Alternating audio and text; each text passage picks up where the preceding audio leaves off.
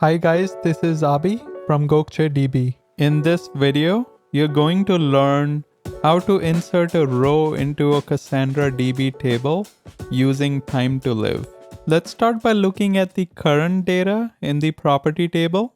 Now say I wanted to insert a new row with property underscore state equal to California, which should automatically be deleted after 30 seconds. To do that, I'll use the using TTL keyword after my insert statement. To confirm that my row was successfully inserted, I'm going to run the select star from property where property underscore state equal to California query. You can also use the TTL function to check how much time is remaining before the record is automatically deleted. As expected, the record was deleted after 30 seconds.